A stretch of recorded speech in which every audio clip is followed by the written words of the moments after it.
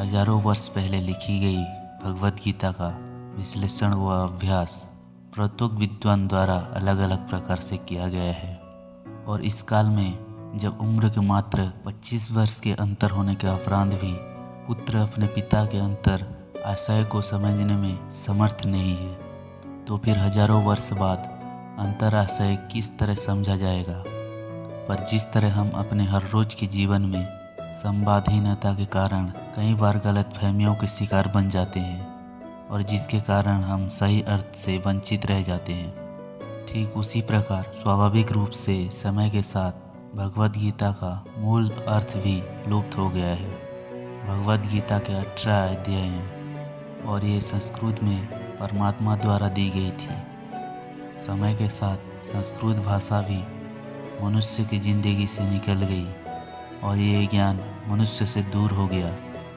समय समय पर श्रीमद् भगवद गीता का साधारण अक्षरों में अनुवाद किया गया है। इसी प्रयास को आगे बढ़ाते हुए मैं यहाँ श्रीमद् भगवद गीता का संपूर्ण सार को एक आसान रूप में प्रस्तुत कर रहा हूँ। ये ज्ञान परमात्मा ने भगवान श्री कृष्ण के द्वारा सबसे बड़े धर्म युद्ध महाभारत की रणभूमि कुरुक्षेत्र में अर्जुन को कुछ 5000 साल पहले दिए थे। ये वो वक्त था जब धर्म का बार बार उल्लंघन हुआ, परमात्मा का डर मनुष्य से निकल गया, लालच की होड़ में भाई ने भाई को मारने की कोशिश की और यही नहीं, एक व्याहता को भरी सभा में अपने बड़ों के सामने अपमानित किया गया। इससे पहले कि मनुष्य जाति धर्म युग से निकलकर पूर्ण रूप से कलयुग में जाती, युद्ध की रणभूमि में युद्ध से कुछ पहले परमात्मा ने गीता भगवान श्री कृष्ण के द्वारा मनुष्य जाति के कल्याण के लिए दी। गीता परमात्मा द्वारा दी गई किताब है जो किसी एक धर्म के लिए नहीं बल्कि पूरी मनुष्य जाति के लिए है, पूरी इंसानियत के लिए है, सब आत्माओं के लिए है। क्योंकि ये आत्मा को परमात्मा के बारे में, उसकी सृष्टि के बारे में और सबसे अहम ये उन कायदों के बारे में समझाती है जिनका आत्मा को मनुष्य के रूप में हर हाल में पालन करना होगा। और इन्हीं कायदों की बुनियाद पे एक आत्मा को शरीर त्याग करने के बाद परखा जाएगा और इस परीक्षा के पास होने पे हमेशा के लिए इस जन्म और मृत्यु से मुक्ति मिलेगी। परमात्मा भगवद गीता में कहते हैं कि मैं ही सब की शुरुआत हूँ, मैं शुरू से भी पहले था और सब खत्म होने के बाद भी रहूँगा। सब मुझ में है और मैं सब में हूँ। जो भी तुम छू सकते हो, देख सकते हो, चख सकते हो या सुन सकते हो, वो सब मैं हूँ। ये नदियाँ, पहाड़, सूरज, ग्रहण, चांद, सितारे सब मैंने बनाए हैं। मैंने ही भगवान, शैतान, राक्षस और इंसान बनाया है। मैं सर्वव्यापी हूँ, सब में रहता हूँ, सब में हूँ। मैं ही ब्रह्मा बनकर सब बनाता हूँ और रुद्र बन के सब नष्ट कर देता हूँ। मैं ये सृष्टि यूं ही बनाता और तोड़ता रहूँगा ताकि आत्माओं को मौका मिल सके इस जन्म और मृत्यु से मोक्ष पाने को, हमेशा के लिए परमात्मा के साथ रहने को। भगवद गीता कहती है कि इस सबसे बड़ी परीक्षा के लिए परमात्मा ने प्रकृति का निर्माण 5 तत्व हवा, अग्नि, जल, पृथ्वी और ईथर से किया, जिन्हें हम छू सकें, चख सकें, सूंघ सकें और देख के हम समझ सकते हैं। पर खुद परमात्मा इन 5 इंद्रियों से समझ से बाहर हैं। उन्हें आत्मा इन इंद्रियों से नहीं जान सकती।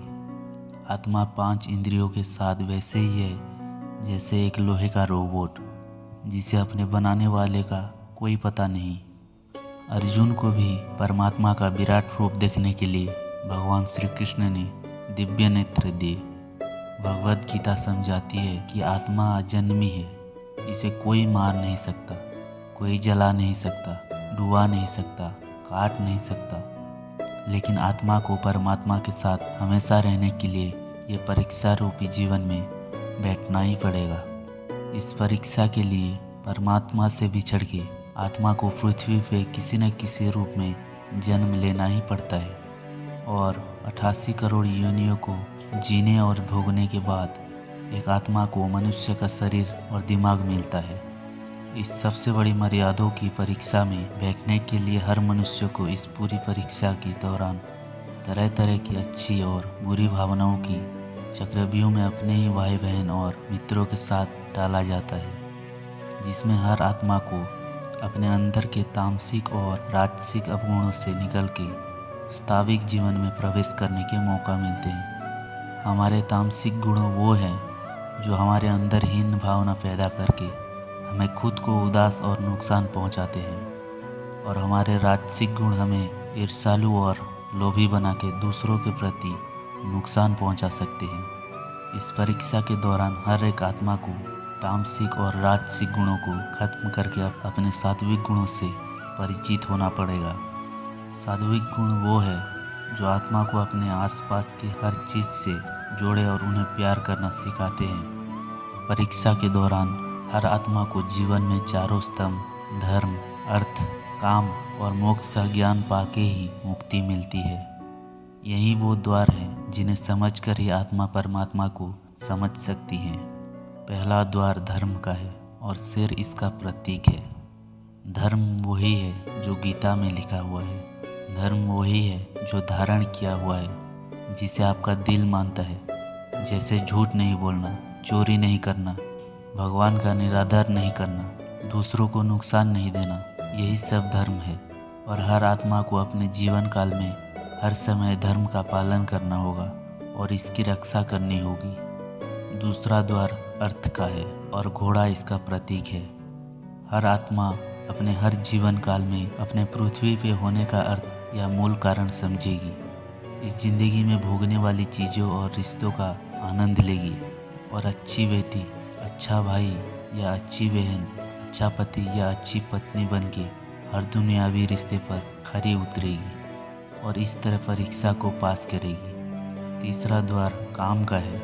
भगवत गीता समझाती है कि हर मनुष्य के अंदर काम, क्रोध, लोभ, मोह, अहंकार और ईर्ष्या जैसी 6 भावनाएं हमें अपने और दूसरों के प्रति नुकसान पहुंचा सकती है। इन भावनाओं को हर मनुष्य को हमेशा अपने नियंत्रण में रखना होगा, क्योंकि इनके प्रभाव में किया हुआ कोई भी काम हमारे जीवन भर की परेशानी का कारण बन सकता है और एक आत्मा संतोष और सादगी से इन भावनाओं पर हमेशा के लिए विजय पा सकती है।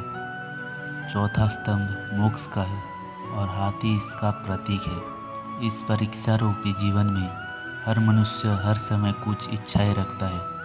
कुछ इच्छाएं एक ही जन्म काल में पूरी हो जाती हैं, पर कुछ अधूरी रह जाती हैं और उनके पूरा होने के लिए आत्मा को वापस पृथ्वी पर आना पड़ता है। भगवत गीता समझाती है कि हमारी इच्छाएं ही मूल कारण है हमारे पृथ्वी पर वापस आने का, और अगर हम कोई भी इच्छा ना रखें तो हम इस जीवन और मृत्यु से मुक्त हो सकते हैं। ये द्वार माफ़ी का भी है। जिन्होंने आपके साथ बुरा किया उनको माफ़ करके और जिनसे आपने बुरा किया उनसे माफ़ी मांग के मुक्ति पाई जा सकती है। जब तक आत्माएं इन चारों दरवाजे धर्म, अर्थ, काम और मोक्ष को समझ नहीं लेती, तब तक इस आत्मा को बार बार मनुष्य के रूप में आना ही पड़ेगा। परीक्षा का समय खत्म होते ही आत्मा शरीर और अन्य सब वस्तुओं का त्याग कर देती है। जो भी संसार में रहकर बनाया वो अब किसी और का होगा और आत्मा अपने कर्मों के फैसले के लिए चली जाती है। आत्मा के अच्छे बुरे कर्मों का हिसाब होता है। अपने अच्छे कर्मों के लिए आत्मा कुछ वक्त के लिए स्वर्ग और दुष्कर्मों के लिए नर्क चली जाती है।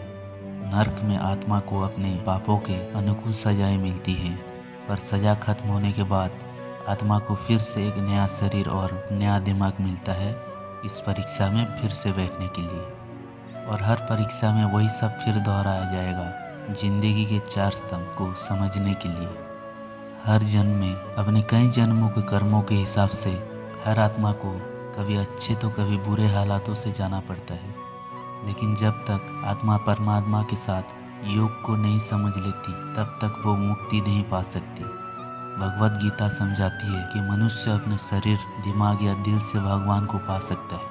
शरीर द्वारा किए कर्मों के माध्यम से परमात्मा को पाने को कर्मयोग कहते हैं। ऐसे कर्म जो परमात्मा की इच्छा से हो और दूसरों के कल्याण के लिए हो, जैसे कि वाल्मीकि ने रामायण लिख के, श्रवण ने अपने माता पिता की सेवा और उन्हें 4 धाम की यात्रा कराकर अपने कर्मों के द्वारा परमात्मा को पाया। श्रीमद् भगवद गीता समझाती है कि एक आत्मा दिमाग से भी परमात्मा के साथ योग लगा सकती है। इसे राज योग कहते हैं क्योंकि दिमाग या मस्तिष्क सब इंद्रियों का राजा है। एक मनुष्य अपनी आस्था, श्वास प्रणाली, अभ्यास, साधना और तपस्या से परमात्मा को इस योग के रास्ते पा लेता है। इस योग को समझने के लिए हमें अपने अंदर की शक्तियों यानी चक्र और कुंडलिनी को समझना पड़ेगा। आत्मा मस्तिष्क से ध्यान लगाकर परमात्मा के साथ योग लगा सकती है।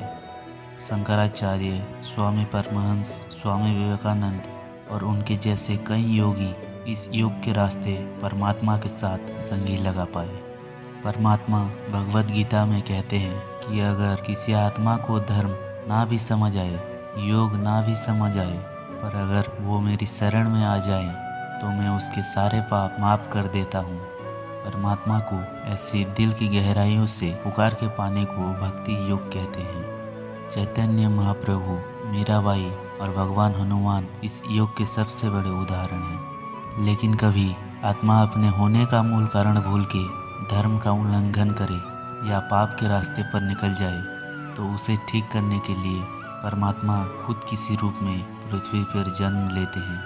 तो दोस्तों, आइए इस भगवद गीता को पूरा पढ़ के इस जिंदगी के असली मायने समझें ताकि सब आत्माएं अपने यहाँ होने का मूल रूप समझ सकें और इस जन्म और मृत्यु से मुक्ति पाके हमेशा परमात्मा के साथ रह सकें।